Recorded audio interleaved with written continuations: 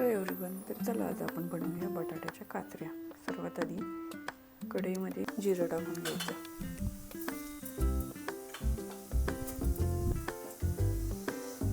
जिरं थोडंसं तडतडलं की लगेच त्याच्यामध्ये कढीपत्ता टाकायचा.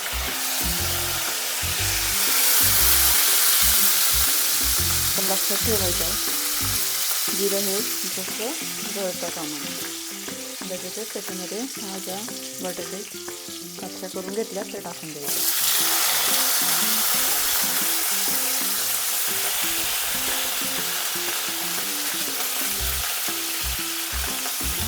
ते असं छान मिक्स करून घ्यायचं.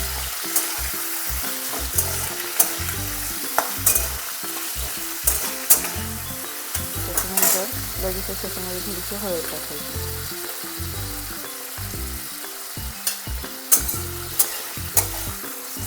हळद पण छान अशी मिक्स करून घ्यायची.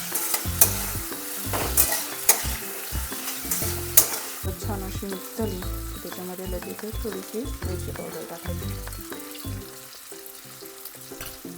आणि चवीनुसार मीठ पण टाकून द्यायचं. नंतर परत छान असं फ्राय करायचं.